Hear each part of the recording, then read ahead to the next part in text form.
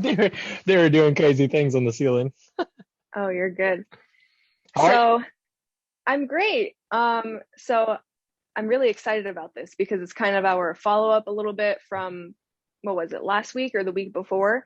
And then kind Yep. of I had so many questions for you after our session, so I guess now would be a good time to kind of ask you Perfect. those. So um I've Yeah. felt great since our session. So I am recording. So if you kind of just want to Awesome. kind of tell us a little bit about what we did. I mean, in terms of a guided meditation, what I thought that was compared to what I got from you were two very different things in terms of doing it on my own through Mm-hmm. like YouTube videos and then in terms of doing it with you. So can you kind of follow up a little bit about maybe give them a little idea of what it is that you did with me? Yeah. So let me start off with saying like who I am. So I am Yes. Mr. Travis Gray. I am a transpersonal psychologist. So I study the cultivation of whole human transformation, the investments of the whole being, body, mind, soul. So the like a holistic science of sorts, like a holistic psychology that integrates the spirituality components with that. What you just spoke about with the meditation being so different from other guided meditations, it's it's definitely not the conventional way of meditating, but Mm-hmm. it has some beautiful ramifications. It sounds like you've had a really beautifully transformative experience from it. So we Yes. participated in a meditation that is about identity dissolving. So the idea is that we are dissolving our connection, our kind of a lot of our identity is reactive, so we have this reactive identification with the past trauma, maybe like triggers now that reminds you of something back then. Maybe it's like maybe you get into a new relationship and that relationship triggers you for it triggers you about something that the previous partner did and that previous partner was not so good to you, so then you start projecting onto this partner, maybe unfairly, and then it causes all kinds of conflict. So we're very reactive in that way. So we have a reactive sort of attachment identity that is connected to our past, depression, trauma, things like this. And at some point, you have to let go of that. At some point, you have to allow that to dissolve. And then we touch on the future. We have a lot of like anxiety for the future, a lot of thoughts about what I could be, what should I be seeking. If there's I think that this part seemed to resonate with you, that like we're always seeking for this piece to complete us. Like, oh, if I Mm-hmm. if I find that thing, then I have arrived. I'm now Then, Mr. oh, I've Travis made Gray. it. I've Yeah. made it. Yeah. Like I finally I'm here. Like as if Yeah. you weren't here before, as if you didn't already live all the life that you've lived. So we seek out there, and that's a problem because we never find anything that is completely satisfying out there. We get a new car, we do something, and finding that new car or for getting that new house or that new job or whatever, it's like it's satisfying at first, but then it kind of dwindles away, and we're It still loses its left. value a little bit. Yeah, it loses Yeah. its value, it's like its flavor, it becomes diluted over time, something like that. Its shelf life is very short. It's very short shelf life to this success of getting a new car, something like that. Well, Mm-hmm. part of that has to do with us seeking out there. And so we're seeking out there to complete us. We thought that this would complete us. Like, this is our goal, and we completed that goal. But this is not existential learning. This is not understanding ourselves. This is not getting a piece of knowing that we are already complete. And that's sort of what the state at the end of that meditation gets you to, is this completeness.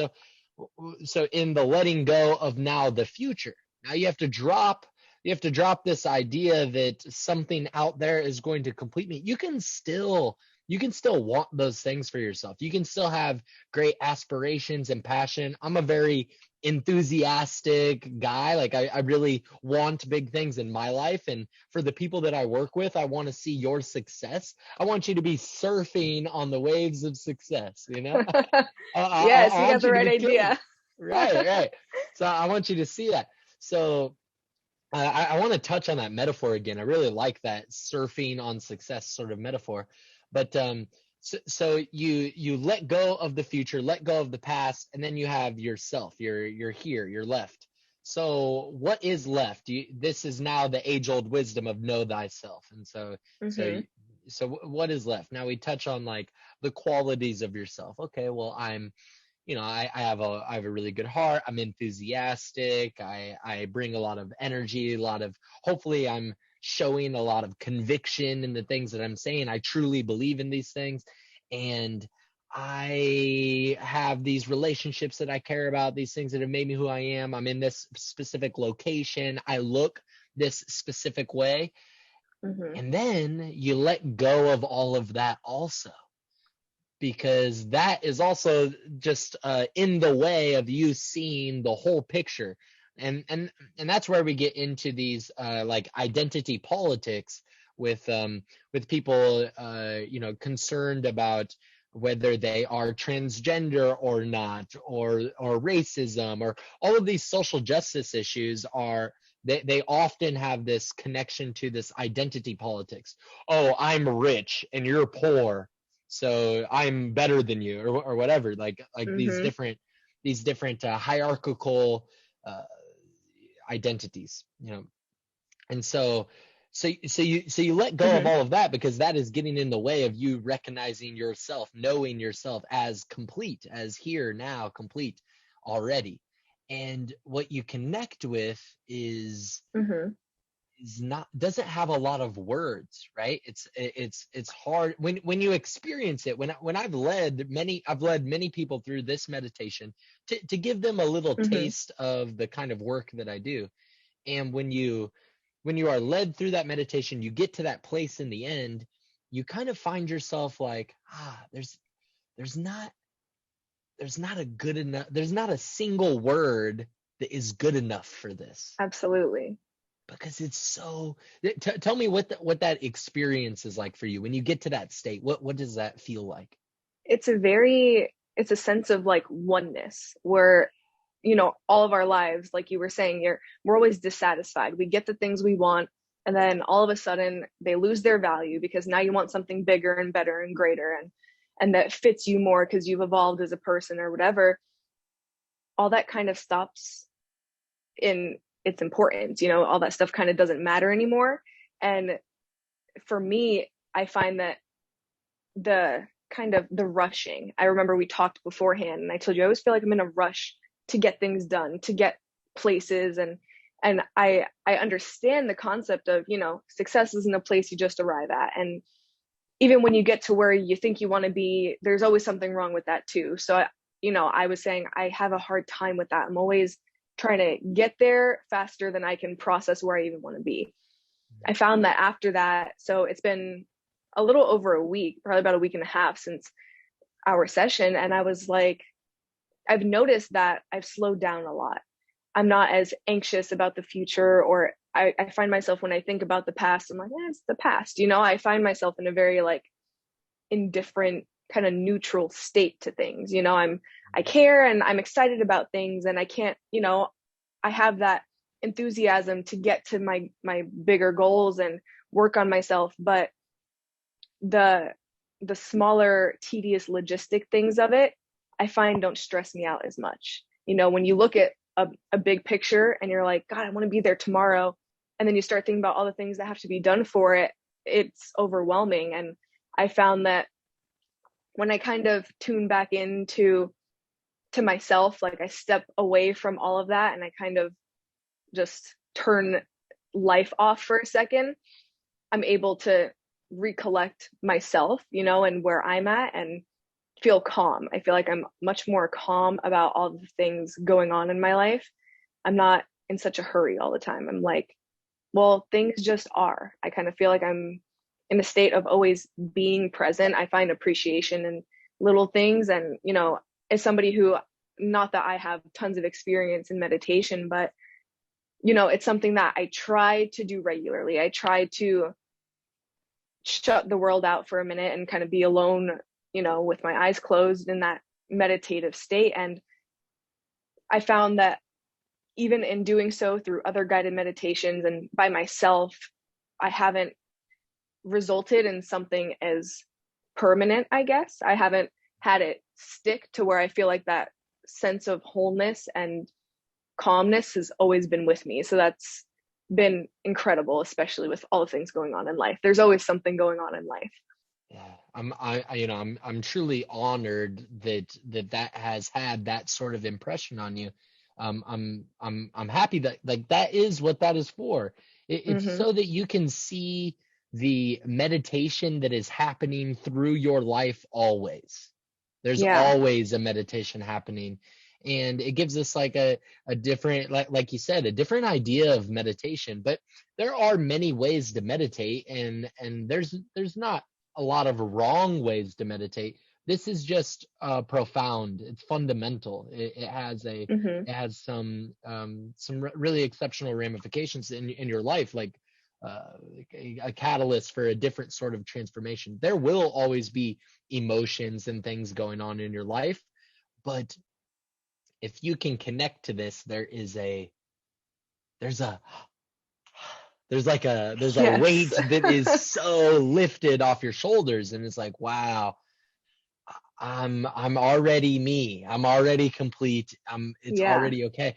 And even your listeners right now, they're gonna hear this, and it's like, and maybe some of them are like, wow, really intrigued, and some of them are gonna hear this and like, oh well, I get that, okay, but why is that not working for me? Well, it is something that needs to be touched, and unfortunately, there's 8 billion people in the world, and not everybody has the right guidance to look at this.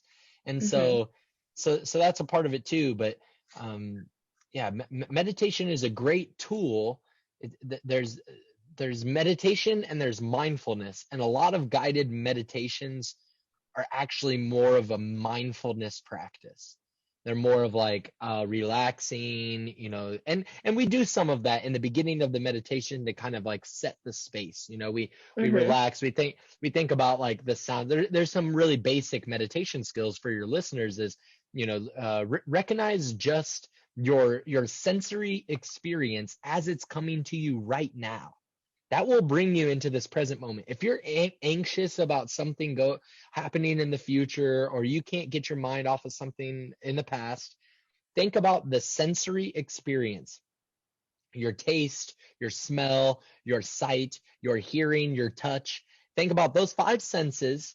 What is happening right now? Oh, I can feel, right now as I'm speaking this, I can feel my watch touching my wrist, and I can feel my shirt touching my skin, the chair holding me.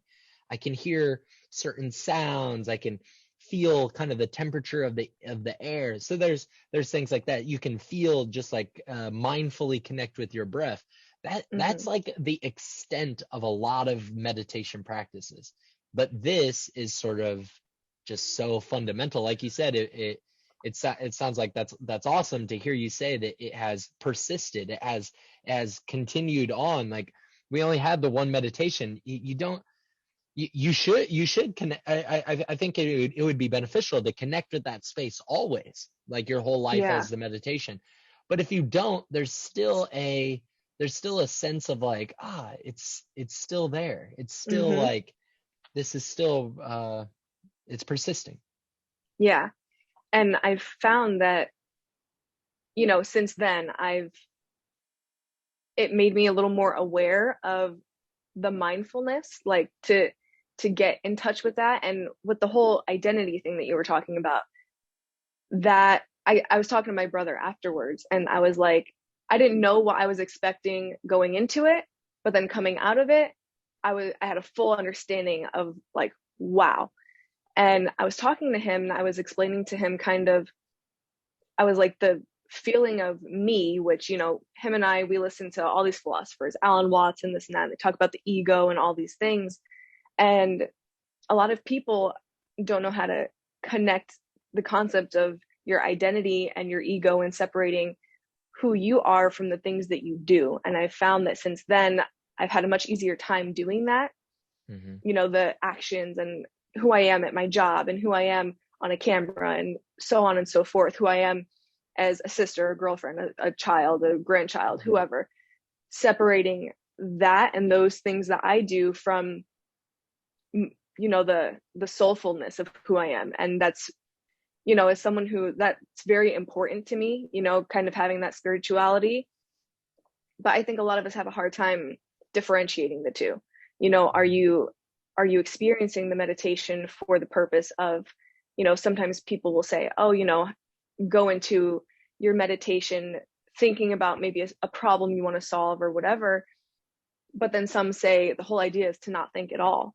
And so there's, I kind of feel like two schools of thought. Are you doing it to kind of escape and, you know, kind of get into connection with your just simple being and presence, or, you know, is it for another purpose? And I think that's where a lot of confusion about meditation lies. And what you do, I feel, kind of touches on a little bit of everything. You know, we talked about how I'm doing a speaking event in June, so we talked a little bit about that and the nerves and all these things beforehand.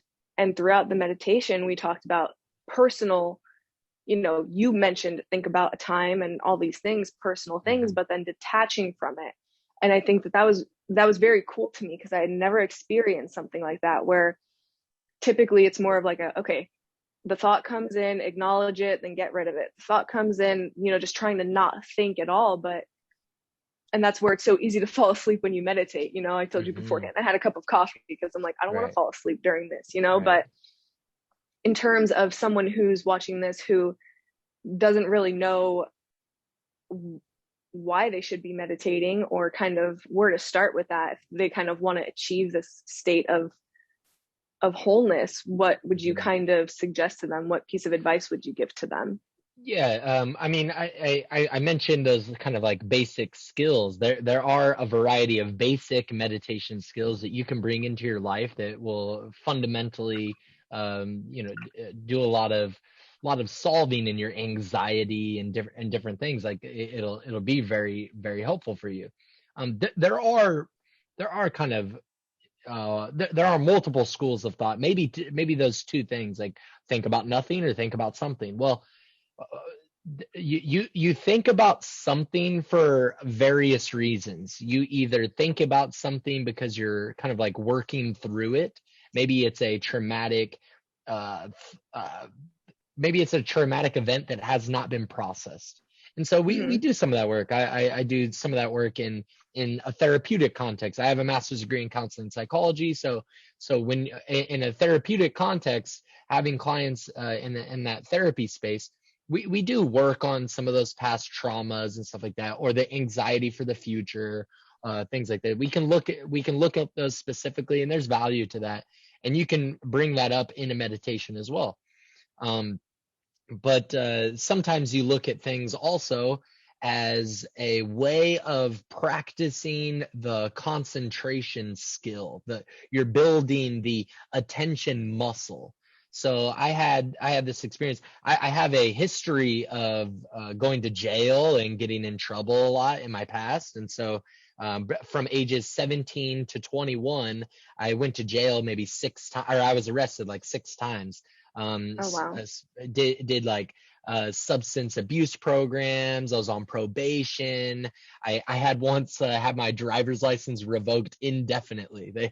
They told me like you'll never drive ever again. So uh, and I questioned all that, but I always had the faith in myself as like I know I had uh, faith in the constitution of who I am, that I am a good person, regardless of the things that I was involved in. But one time I went to jail for an extended stay, and I felt like I had so maybe where this analogy plays to the listeners is like no matter how hard your life is, no matter what you are going through, when I was in jail, I found a way to meditate looking at thinking about something specific, and it felt like spending all of my time. I had gone into that knowing that I was going to spend all of my time just doing this meditation, this single meditation. And that's a part of the challenge. That's a part of the building the muscle and things like this. But I'm just going to meditate on a tree. So what I did is I imagined a setting. So first you do some of those basic tools, then you get into a familiar place. And so in that familiar place, it's a place from childhood or something like that, and you see all of the sensory experience again, as if you are there. So you see the colors and the shapes and the tastes and the smells and the sounds. You hear the birds, you feel the warmth of the sun, you feel the little breeze on your face, all of those Mm-hmm. things. And then you look at a tree and meditate on this tree. Look at all the details of this tree. So I spent hours. I was really inspired by this from Nelson Mandela. So Nelson Mandela, really beautiful mind. He was interested in lots of great things, but he was like a revolutionary in the African apartheid. So he's a revolutionary. He's trying to solve racial injustice, and he believed in a non-racial society, a society based on ideas, really beautiful ideas. But he developed some of these ideas in jail. So like his mind was developed in jail. He said that in jail he had this opportunity to he saw jail as an opportunity, and so that was all about how he applied meaning to that set and setting. And oftentimes we apply the wrong kind of meaning to our current state. Like, oh, I'm broke. Or you have all of this opportunity to gain wealth. Like once you already have the wealth, well, then you already have the wealth, but you have to start somewhere, and that's great. You're at the starting place with Exactly. The only place nothing. to go from rock bottom is up. It's kind of, are you a glass half full or a glass half empty kind of person? You have to make that decision for yourself, you know? Right, right. So he saw he just like I did when I went to jail, inspired by Nelson Mandela, that he applied a different sort of meaning to this experience. He applied a meaning that was, this is an opportunity for me to develop myself. And he, Hmm. he developed himself by reading and writing and stuff. Well, I took that opportunity to just focus on one thing, this imaginary tree in my head. And I Hmm. spent hours doing this. I came out of that thinking, wow, I had the best time in jail than probably anybody that has ever went to that jail, like pretty close to anybody that's ever went to that jail. I don't think anybody ever had a better experience than I did. And all I did was think about a tree, essentially, I love it. or you can practice the thinking of nothing also. But if you want to get started, these apps for meditation are great, or you connect with somebody that is an experienced meditator that has a philosophy that you can resonate with and stuff. Maybe this works for you. Connect with me. There's different ways of going about it. When you mentioned Alan Watts, Alan Watts is a beautiful mind. I really love Alan Watts Hmm. too. He and earlier we talked about the meditation and how it reminds you of, well, there's a sort of meditation happening always, and you can Hmm. connect with that space, and this kind of it turns on the light bulb of like, oh wow, I can connect with that space always. Well, Alan Watts has this article that he wrote for what is enlightenment. And Hmm. in this, the title of this chapter is a chapter in an anthology, but this chapter he wrote was called "This Is It." This is it. Just that title alone, just that title alone is like, it's not. So the point of that is like what you can get from that title is it's not something out here. It's not like, so many people think, oh, I just can't meditate. That's not the right perspective. Like if Mm-hmm. it's difficult for you, totally understand. It's difficult for everybody starting. Um, I'll tell you that this short story also.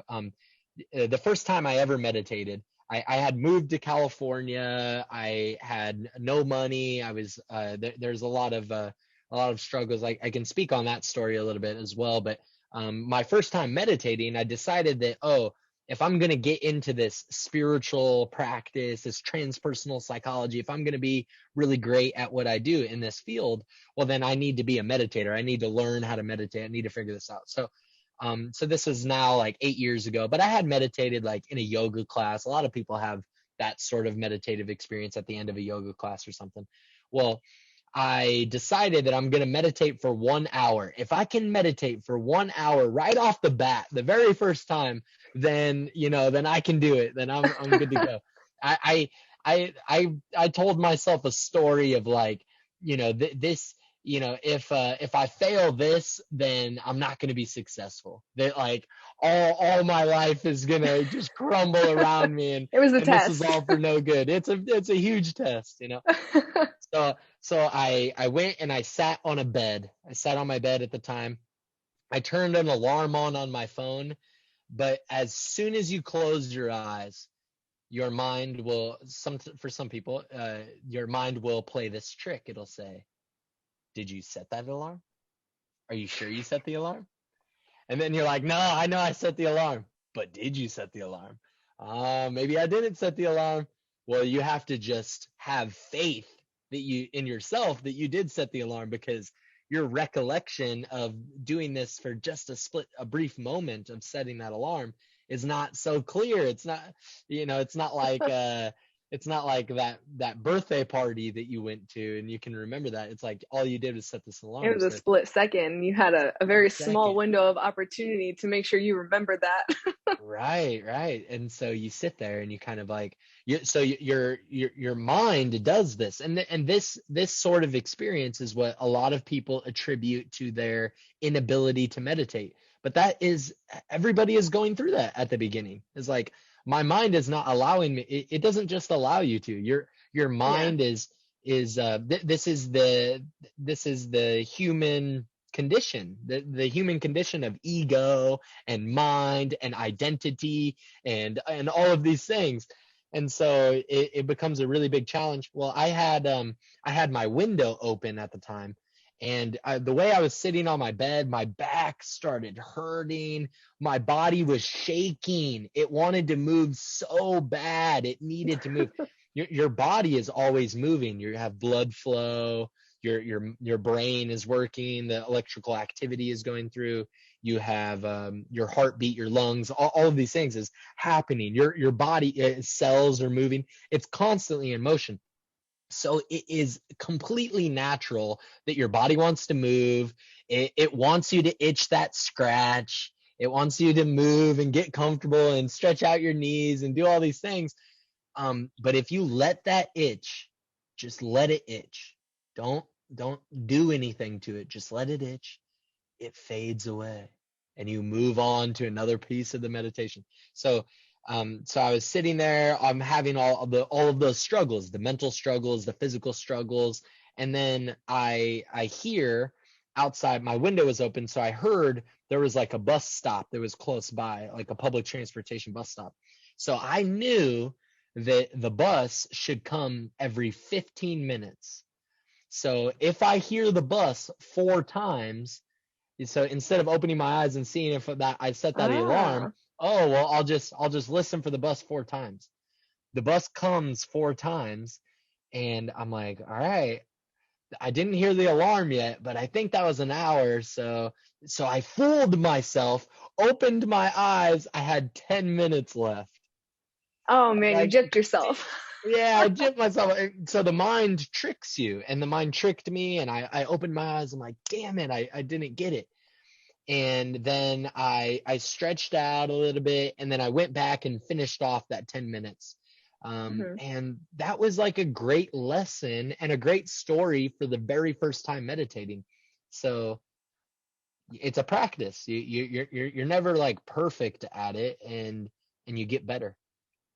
And so a lot of things that you were talking about, I feel like it's such a great place for anyone who's starting anything. If you're starting a new job or a new venture in your life, or you've made a decision to set a really out there goal, anything that you're just starting, I feel like there's so many principles from just that story alone, the patience, the faith, the trust, the not getting distracted, or acknowledging the distraction and just letting it continue on. If it was something really that important, it would disrupt your flow of whatever you're doing. I feel like it's a really important place for everyone to start practicing, because let's be honest with ourselves, if we can't simply kind of learn how to be with ourselves, how do you expect to become this person that you see all these other people being? But odds are they kind of became really familiar and really great at the art of meditation and being with your mind and being with yourself. If you don't have that, you paint this big picture of who you want to be, but you don't have the discipline to sit down for 20 minutes and just exist. And back to Alan Watts, which I love him. I could listen to that guy talk the whole day long. He says the meaning of life is simply to be alive.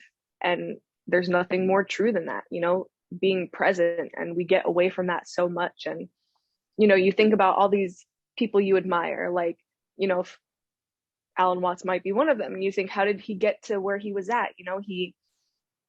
God knows where he came from. He probably wasn't born into wealth. And he talks about he was born a Christian, ended up a Buddhist. You go through all these changes, no matter where you came from, you kind of end up painting this vision of who you want to be. And you look at these people you admire and think you probably started from nowhere and ended up there. But what happened in between? You didn't just wake up one day and have this realization of, oh, this is what I have to do to get there. You have to kind of master yourself a little bit first. And I think that's an important first step to anybody who's starting out in any arena. Yeah, it is a great metaphor. You're spot on. It's a great metaphor for starting anything. For you don't start off the best archer, but Mm-hmm. if you want to be the best archer, well, you practice. Yeah.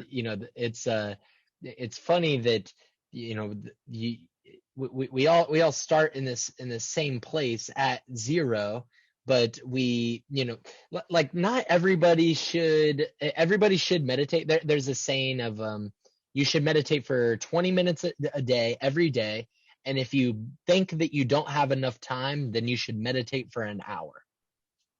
Hmm. So I like that saying, because really you do have time to connect with yourself. You do have time to just be, and it's going to improve your life tenfold. It's going to do amazing things for your life. But some people, you want to be successful in your life, and some people need to focus on washing the dishes. like Mm-hmm. like some people, you want to be a great meditator.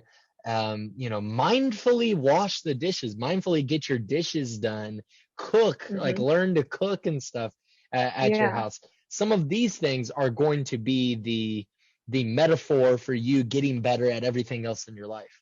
Mm-hmm. It's that kind of discipline that you don't want to make the time for. Like for people who are like in my job, I do hair.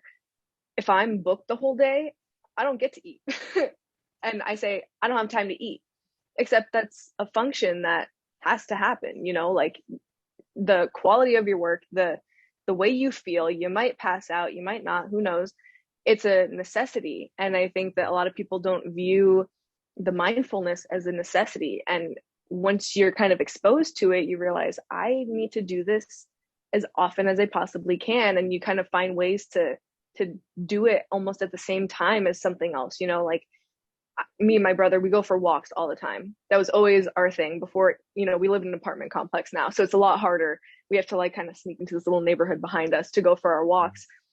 But just being outside at nighttime and not thinking about anything is our kind of mindfulness, that's what we make the time for, you know, Mhm. to sit down and it's loud and there's people above us and below us and whatever, to sit down and try to be in a state of silence for an hour is difficult. Yeah. It's worth it, but it's difficult. But there are so many other things that, you know, you can do it at the same time. You can go for a walk and experience the mindfulness and the presence, you know, at the Mhm. same time. So it's kind of like the analogy I was saying about my job. Well, I can drink my water and put color on someone's head at the same time if it's something you want to make the time for, or Mhm. excuse yourself and say, excuse me, I haven't eaten the whole day, I need to go eat something. You know, you make Mhm. the time. We never have Right. enough time in a day to do the things we have to do, but you make time for the things you want to do. And when you realize it's prioritization, you know, whatever's important to you. Yeah, your health. Are you going to prioritize your health? Are you going to Mm-hmm. prioritize your so for me, for this frame for this framework for transpersonal psychology, that was a mouthful. um, A lot for of big this words. framework for transpersonal psychology, to be whole is your investments of body, mind, soul. So are you going to do the things that your body needs? But for the way that my iteration of this framework is deeper. So it's like your body is not just your diet, it's not just exercise. Those are important things too, but also develop your financials. Figure out how you are going to live your situation. How is that going to Mm-hmm. be organized? How is your room going to be organized? Your space going to be organized? How is your kitchen going to be, like my physical everything. Yeah. And then my mind, what kind of diet am I going to be taking into my mind? Am I going to be watching this crazy COVID news every day? Am I going to be watching the news of the president, the elections, and who should be doing this, or am I going to be downloading conspiracy theories, and this is all on my mind? Well, I mean, if power to you, if that's the kind of diet that you see as functional, as good for your health, but prioritize some other information, prioritize some other health practices. This is the difference between, so going to this success surfer metaphor, the difference between like a Alan Watts and a you know Jack down the street who just can't get his life together and is just having trouble with everything in his life. Everything is disorganized, out of routine, all of this. The difference between these two is Jack is drowning and Alan Watts is surfing. Alan Watts is just being, but Jack is over here like just like Fighting just for his can't get life out of here. the water, like fighting for his life. Well, another thing I was going to say is that we identify so heavily with our armor. Well, in order for Alan Watts to get on the surfboard and just surf, for the guru to surf, uh, he had to figure out how to take off his armor. Like, quit identifying with the Alan Watts, quit Mm-hmm. identifying with the past and the future and this and that. Well, Jack cannot take off his armor because Jack is also, excuse me, Jack is also the guy that is like brutal. He's also like fighting. He's fighting for his life every moment, even when other people are not really fighting against him. He's angry at everything. Mm-hmm. Um, so meditation is just one of many practices, but get yourself a coach, like watch a podcast like the Success Surfers. Get yourself somebody that is skilled in this realm of surfing, that can teach you how to surf, teach you how to just be. Meditation is one of those tools, and it's a profound one. Absolutely. Mhm. And so earlier you were kind of saying, you know, you might get into that story a little bit. So in terms of you personally, aside from what you do, kind of how did you get into this arena of work? Like what kind of sparked, I know you said you were kind of not troubled, but a little troubled, you know, you were hanging with the wrong people or doing the wrong Yeah. things. How did you kind of, what was the spark or the kind of determining factor that kind of flipped the switch for you and realized this was kind of what you needed? Yeah, I have a story that was like a really sparking moment, but that was not But that did not uh, stop me from continuing to make the mistakes. Um, Mm-hmm. One way to think of, I think everybody knows the word sin. They understand like what a sin is. Well, another way of thinking about sin, maybe not in a particularly Christian way, but is like I am trying to stay aligned with the being that I'm aiming to be. I'm trying to be aligned with this. And every time I'm doing something that is not aligned with that, that is a sin. That is me. I'm not affirming like staying on the line. So when I started, I just, even though I was, I had this moment, this story, this moment that kind of inspired something a little bit different. I still was off the path until I started doing things that were aligned with, being the person that I was aiming to become. Then things started changing. But my first language is American Sign Language. My mother is deaf. My grandmother and grandfather are deaf as well. So my mother is second generation deaf. There is a unique adversity that she has had to go through because the world is not designed in her favor with her best interests in mind. And so then she was a single mother most of my life because my father passed away when I was 18 months old. I had no memory of my father. So I always have this picture of him, and this picture goes everywhere. It's been in every room that I've ever been in and lived in. So I always bring this picture of my father with me. Well, he had been this sort of like almost like this godlike character of this, like he created me, but I don't even know who he is. All these Mm-hmm. other people know him, and even in his they could be telling me this bad story about him doing something wrong, because nobody's perfect, right? But they could be telling me like, oh yeah, he got into this fight, it was brutal or whatever, and they would still paint him in this beautiful light, because Mm-hmm. they miss him, they miss his presence and stuff. I did not know his presence like that, so I had to create a different sort of story, a different narrative around that, and that was deeply impactful. Kind of both of those things, deaf culture and my father not being there. Both of those things were very inspiring, and they were influential in my spiritual understanding of things very Mm-hmm. early on.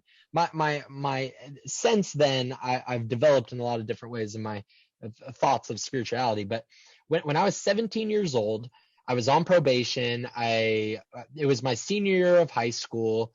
I was on probation. I had an ankle bracelet. I was on house arrest. I had a tracker.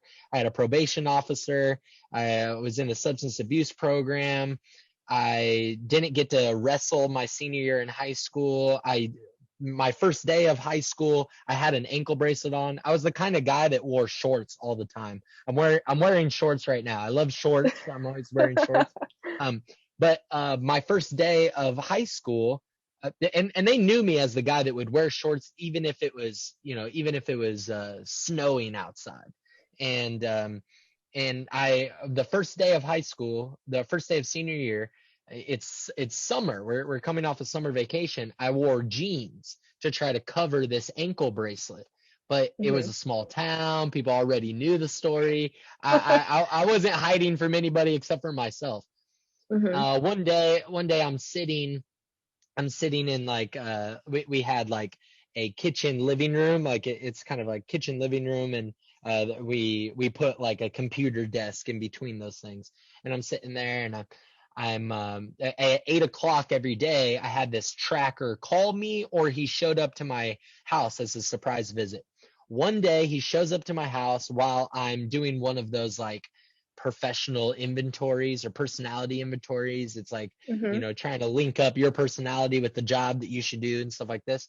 So I'm doing one of Mm-hmm. those for school, and I'm just trying to figure out what am I going to do with my life. And I'm on probation and all of these other things. And I had just been in juvenile hall, like a juvenile detention center.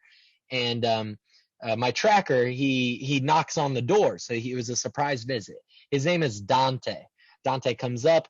I never really had a mentor, never really had a coach, or I wanted one. I always wanted a coach. I always saw like these young boys at sports, at sporting events and stuff. They had somebody show up to watch them and root for them. And I was like, oh, I want that. I want to have a father that is like watching me and like, rooting me on or something like this. I never had that. Never had like a lot of masculine mentorship advice and things. So Dante comes in and I ask him, Dante, he asked me what I'm doing. I'm looking, what am I going to do for the rest of my life? And I asked him, Dante, can you give me a piece of advice? And Dante says, I ask him a piece of advice specifically about what to do with the rest of my life, specifically how to be successful in the world, And he says, do what you're passionate about and try to make money doing it. That's pretty good. That is some pretty good advice. Yeah, that's a pretty simple. And so he walks away and I sit back and I think, wow. And I look up and that picture is there of my father, my mom, and I'm thinking spirituality and all this culmination of my experiences coming together. And I'm thinking about all these things. I'm like, I want psychology. I want to look at psychology and I want to be influential in the perspectives of the world that have put me in this crazy predicament.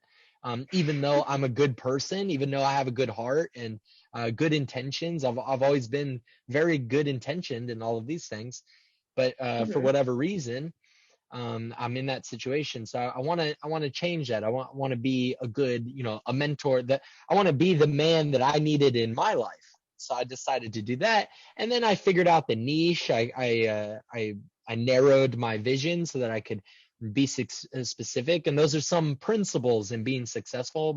Personally, that's how I believe about success. And so, but if you break that down, that piece of advice, do what you're passionate about and try to make money doing it. What does that mean to you, Sarah? Do what you're passionate about, try to make money doing it.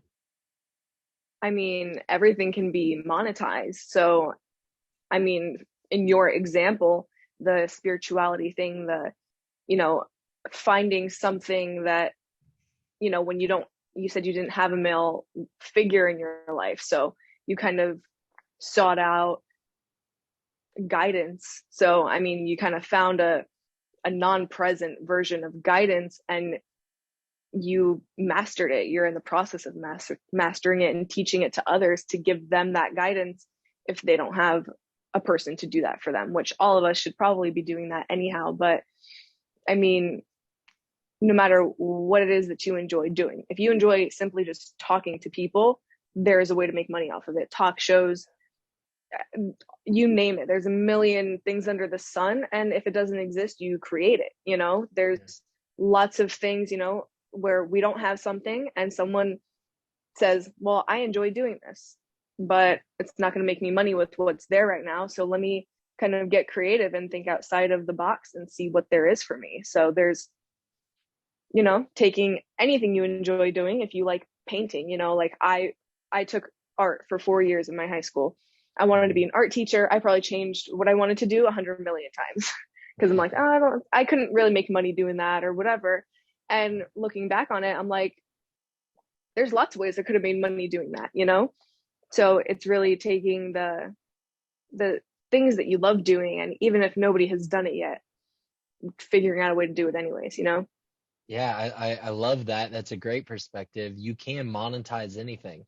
And we have I think maybe especially millennials, but maybe, everybody to some degree, but just my personal experience, your experience, being millennials, we have this narrative that has been painted of like, oh, if you want money, that's a bad thing. Like if you monetize your things, that's a bad thing.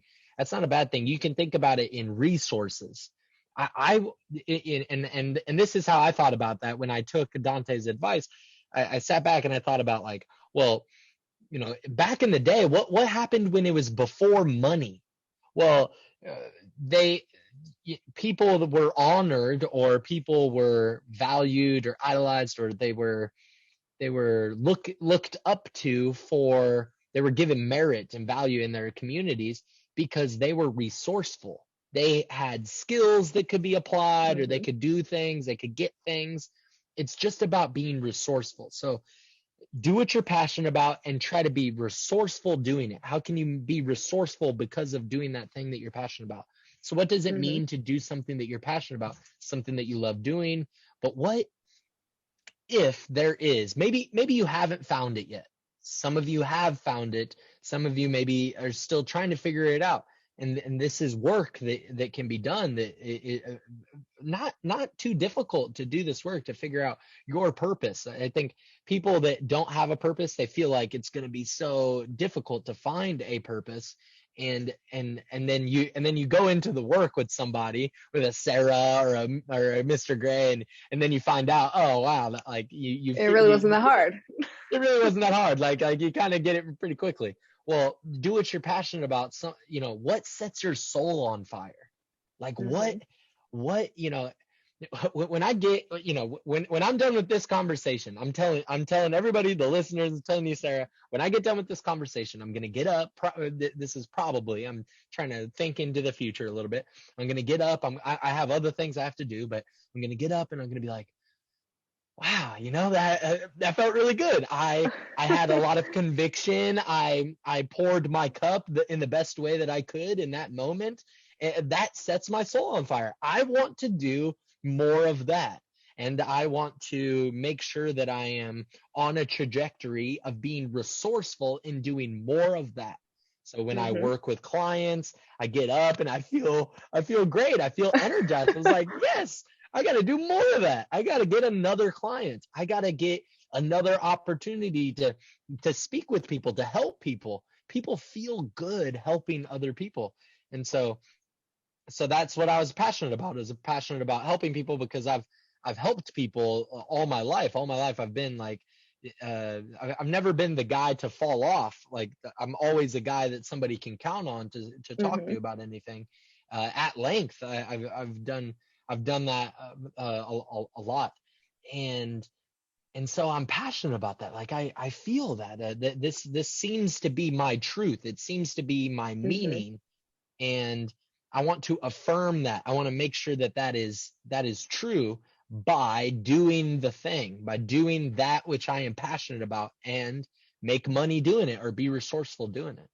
Mm-hmm. And a lot of times too, it's a skill. They say once you have the skill, you can forget the money, because if you never lose that, and in this case, the skill is the passion and the clarity. Once you have something, once you have the passion or you have the clarity, it's yours. So it shouldn't really be a whole big challenge to try to figure out how to make everybody thinks it's greed. Oh, well, you're trying to figure out how to make money off of something that previously did not make money. It's not about greed. It's about the fact that we do live in a world where things are very expensive.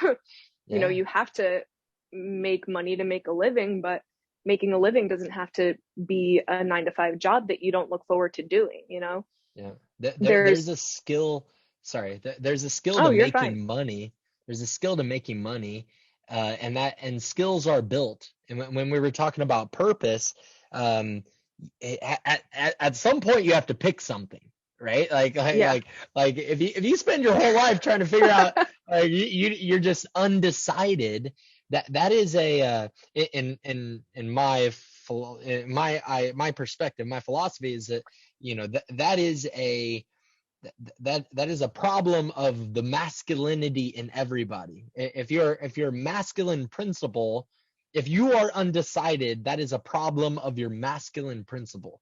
And you have to connect with that. Like, I have to decide.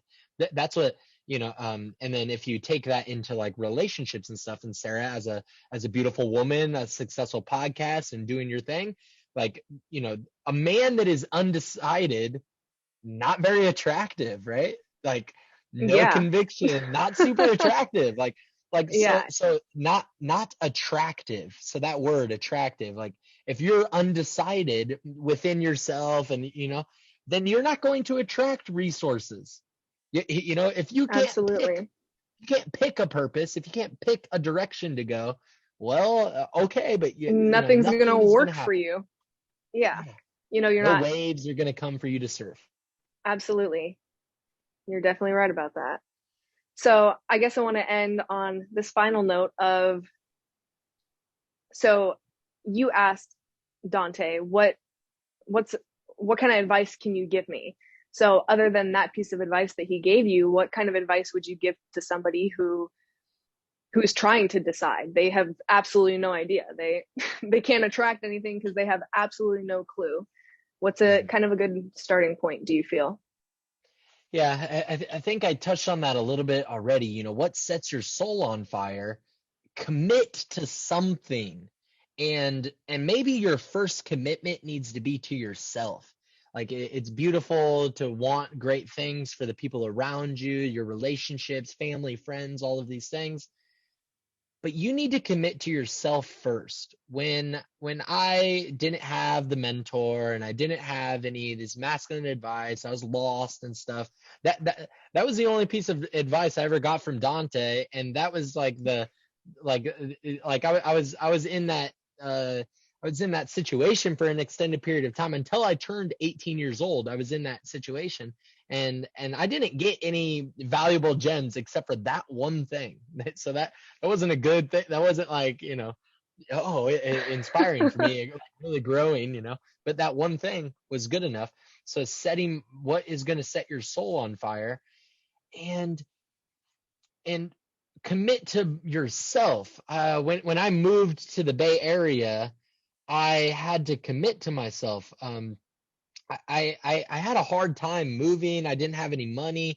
Right before I moved, I got robbed for thousands of dollars. I got arrested again. I had a warrant for my arrest that I didn't know about. I called the police to look at the robbery that just happened, and then instead of them helping me, they arrested me. Oh, and wow. and I'm like, oh my God, I got to get out of here because I'm in this repetition compulsion. I'm in this same cycle. It's like you go into some bad stuff, and then you get on probation and you do the thing, and you get out, you get out of jail or whatever. You do that stuff, and then you're kind of good for a little bit. And you're like, oh wow, well, yeah, things are really turning around, but I'm still doing the same things. I'm still hanging out with the same people. I'm still involved in relationships that do not care about me. They don't believe in me. They are not serving my best interest. And then I go back into that same cycle, and I can't get out of it because I'm Hmm. still doing the same things. So you do something different.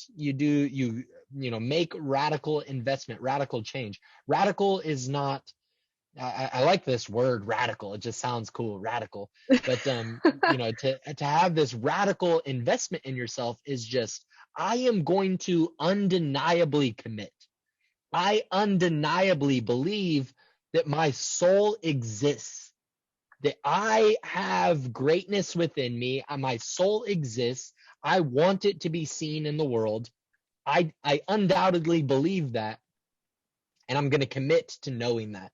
So in that commitment to knowing that, I'm going to, instead of letting the world test me, I'm going to test myself. I'm going to, every day I'm going to go to the gym and work out, and that is going to test me at this level, from this angle. I'm going to test myself from these other angles. I'm going to go into that coaching program. I'm going to test myself there. I'm going to move to a new place. I'm going to test myself there. I'm going to do these things. I'm going to test myself, and that is going to affirm for me that yes, I my commitment is real. My commitment to myself is real, and that's where you start. Is you start with your commitment to yourself. I like these three C's: commitment, consistency, and conviction. These three C's, you'll be successful for the rest of your life if you got these three Hmm. C's. And you could be worker at McDonald's. You'll be the manager in no time. You could be in the trash, like just living on the streets. But if you have commitment, consistency, and conviction, everything will unfold for you in beautiful ways. I will be happy to watch this journey. I'll be happy to see you surf the waves of success. It's going to be amazing. Yes. Amazing. Thank you so much, Travis. I appreciate it Thank so you, Sarah. much. So I'm gonna have you, I'm gonna link kind of, I'm gonna create a little poster here for all of your social medias and stuff. For everybody who's watching to go and give you a follow and kind of check out the work you do, because I love how much fun you have on your social media, on your Instagram and Facebook and stuff like that. Thank you. So thank you so much for doing this. I hope that everybody kind of learned something here. I think there's a lot to pull out of what we talked about today on a lot of different dimensions of life. So yeah. Thank you so much, awesome. Sarah. I really You're appreciate very you. Good luck welcome. in this speaking event coming soon. I Thank hope we you. get to work together soon again.